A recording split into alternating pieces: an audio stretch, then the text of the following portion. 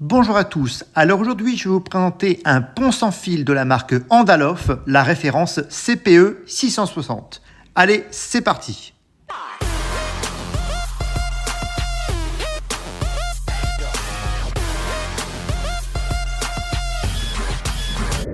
Dans une ancienne vidéo YouTube, je vous avais déjà présenté un module permettant d'étendre votre réseau Internet, notamment dans le cas des panneaux photovoltaïques. Ici, un nouveau module de la marque Andaloff qui, théoriquement, permet d'étendre votre réseau Internet jusqu'à une distance théorique de 3 km. Avec une vitesse de transmission élevée, ces deux ponts résistants aux intempéries vous permettent d'étendre votre réseau Wi-Fi dans des zones lointaines, et ce, sans la contrainte d'utiliser des câbles Ethernet sur une longue distance. Ici, la fréquence Wi-Fi qui va être utilisée, c'est uniquement du 5,8 GHz et les applications sont diverses et variées, comme la vidéosurveillance ou la couverture réseau dans des endroits lointains. Le colis se compose de deux cartons. On va déballer le premier carton ensemble où on voit une notice qui est claire, mais par contre en anglais.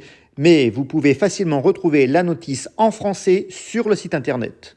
Les ponts Wi-Fi sont ceux-ci, ce sont vraiment les pièces maîtresses de ce kit. La taille est importante, mais c'est ce qui va conditionner la longue portée de ces dispositifs sans fil. Je trouve que l'esthétique est quand même réussie, ça reste quand même assez discret. Et au dos, vous avez un système de fixation sur un mât d'ancrage que je vous présenterai un peu plus loin. Sur le côté, une série de signaux lumineux qui vont vous donner l'état de fonctionnement de l'appareil en temps réel. Bien sûr, on a deux ponts Wi-Fi, un maître et un esclave que vous pouvez configurer l'un par rapport à l'autre, on le verra un peu plus loin. La société vous fournit également deux modules PoE comme ceci, qui sont en fait des modules entrée-sortie. Vous avez ici deux voies, une pour l'alimentation électrique et l'autre pour le réseau de télécommunications. Ce kit est également riche en accessoires. Vous avez ici des colliers de serrage qui sont résistants à la corrosion, ainsi que deux câbles de type RJ45 qui vous sont livrés. Le contenu du deuxième carton concerne des mâts d'ancrage qui vous permettent de fixer de manière stable et à l'extérieur vos ponts de transmission sans fil. Tout vous est fourni pour que vous puissiez les installer directement. Vous avez les colliers de serrage, les vis et les chevilles, ainsi que les fameux mâts de fixation qui sont vraiment impressionnants de par la qualité. Ça va vous permettre une fixation robuste dans tous les matériaux et surtout une résistance aux intempéries. Au cours de cette vidéo, je vais vous présenter deux modes d'utilisation de ces ponts sans fil. Un mode d'extension de réseau, finalement comme un répéteur Wi-Fi, chose que j'ai pu déjà vous montrer dans une précédente vidéo, mais également un mode point à point pour la transmission vidéo, où je mettrai à profit ces ponts sans fil pour étendre ma couverture réseau sur un système de vidéosurveillance. À l'arrière des ponts sans fil, vous avez tout un tas de systèmes qui vous permettent le paramétrage, notamment ce petit interrupteur ici en position A ou B qui vous permet de déterminer quel est le pont sans fil maître et quel est le pont sans fil esclave. Vous pouvez passer de l'un à l'autre simplement en switchant la position A versus la position B. Après avoir déterminé quel sera le pont esclave et quel sera le pont maître, on va déjà les brancher chacun sur une prise pour les synchroniser sur le même créneau, sur la même chaîne. Pour cela, de manière très simple, il suffira d'utiliser le pont sans fil, le maître ou l'esclave, un adaptateur PoE et un câble réseau qui est fourni et on va le brancher directement sur la prise secteur. À ce moment-là, vous avez plusieurs possibilités. Vous avez un bouton poussoir ici à l'extrême gauche qui, si vous appuyez avec un appui long maintenu pendant 10 secondes, vous réinitialisez l'appareil.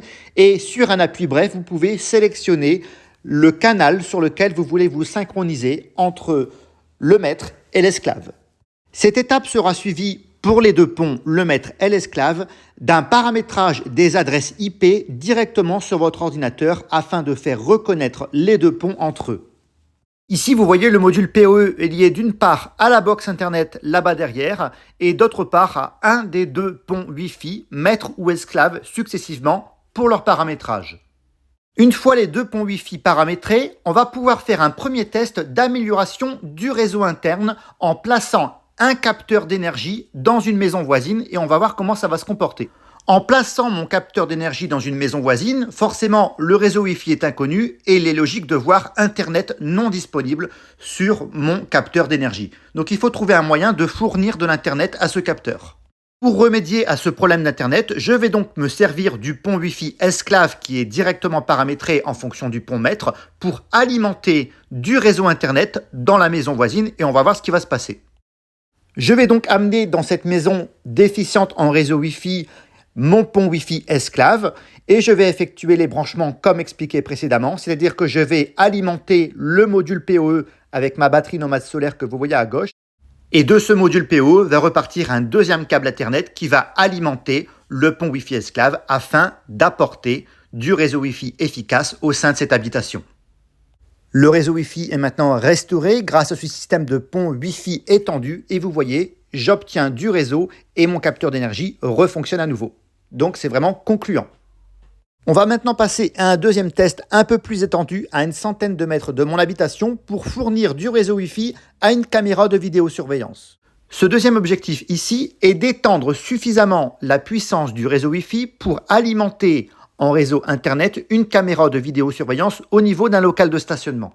Pour fonctionner, cette caméra de vidéosurveillance nécessite un réseau Wi-Fi puissant de nature 2,4 ou 5 GHz, donc ça tombe bien, c'est ce qui est déterminé ici au niveau des ponts Wi-Fi.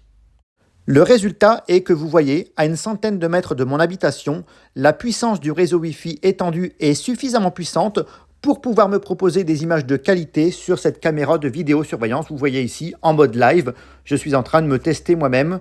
Donc, c'est vraiment très satisfaisant pour l'instant à cette distance de 100 mètres de mon habitation. Le troisième objectif est de pouvoir fournir du réseau Wi-Fi à un portail connecté situé à 1500 mètres de mon habitation.